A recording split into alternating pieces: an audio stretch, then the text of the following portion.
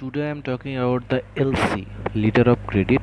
Basically কোনো পণ্য বা কোনো কম্পাউন্ড যখন আমরা বাইরের দেশ থেকে নিয়ে আসি অথবা আমাদের দেশ থেকে বাইরের দেশে পাঠাই, তখন এই এলসি ব্যাপারটা হয় ডকুমেন্টেশনের মাধ্যমে, ব্যাংকের মাধ্যমে। বেসিক্যালি বায়ার এবং সেলারের মধ্যে একটা ট্রাস্টেবল ওয়ে তৈরি করার জন্যই ব্যাংকের মাধ্যমে এলসি ডকুমেন্টেশন প্রসেসটা তৈরি করা হয়।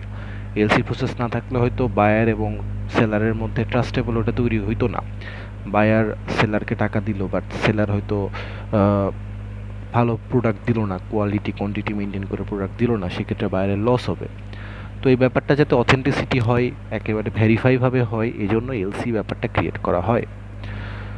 তো সাপোজ কোনো একটা বায়ারের একটা নির্দিষ্ট পণ্য লাগবে একটা বাইরের দেশের একটা সেলারের কাছ থেকে, তো প্রথমে সে সেলারের সাথে যোগাযোগ করে এবং একটা ব্যাংকে রিকোয়েস্ট ফর এলসি ওপেন করে এবং ওই ব্যাংকে ওই প্রোডাক্টের ডকুমেন্টেশন, প্রোডাক্টের সব কিছু ইনভয়েস আকারে, প্রোডাক্টের পেমেন্ট কতটুকু লাগবে, কী অ্যামাউন্টের লাগবে, কোয়ান্টিটি কোয়ালিটি সব কিছু একটা প্রোফর্মা ইনভয়েস আকারে, ডকুমেন্টেশন আকারে ব্যাংকে দেয়।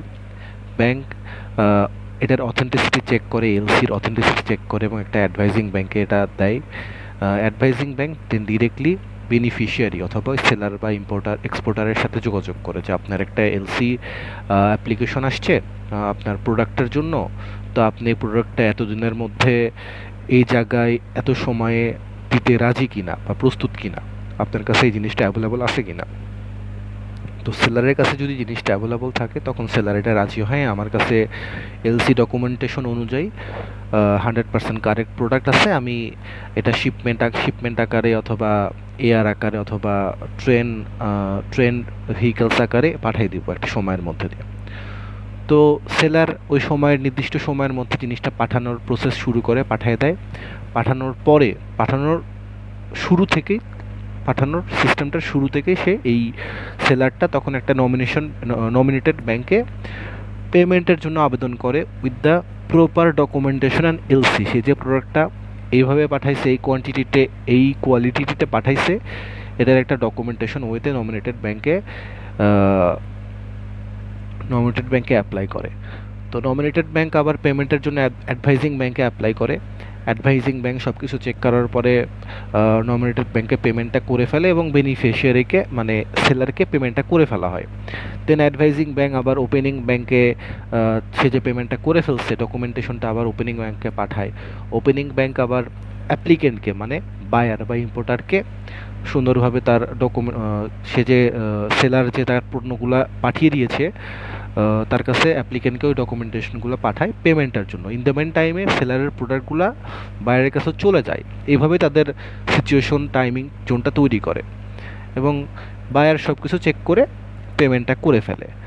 এইভাবেই আসলে এলসি প্রসেসটা ক্রিয়েট করা হয়। এটা হয়তো আমি খুব ইজিলি বললাম, বাট এটা খুব ইজিলি ওয়ে না। এলসির কোথাও ডকুমেন্টেশনে সামান্য পরিমাণ ভুল হলে পুরো এলসিটাই বাতিল হয়ে যায়। তো এটার অথেন্টিসিটি খুব গুরুত্ব সহকারে চেক করা হয় এবং এই এলসির মাধ্যমেই বায়ার এবং সেলারের একটা গুডউইল সম্পর্ক তৈরি হয়ে থাকে। এটা না থাকলে হয়তো ট্রাস্ট হইতোই না, বাইরের দেশ থেকে পণ্য এক্সপোর্ট বা ইম্পোর্ট এত ইজিলি করা যাইতো না। তো এই যে প্রসেসটা শুরু হয় 3টা বা 2টা ব্যাংকের মাধ্যমে, এই জন্য ব্যাংক একটা চার্জ রাখে, কস্ট রাখে, তারা অথেন্টিসিটি চেক করতেছে, পেমেন্ট ক্লিয়ার করতেছে ঠিক টাইমে, এই জন্য ব্যাংক একটা মোটামুটি ভালো অ্যামাউন্টের টাকা চার্জ করে। এইভাবেই এলসি ব্যাপারটা ক্রিয়েট হয়ে থাকে আর কি।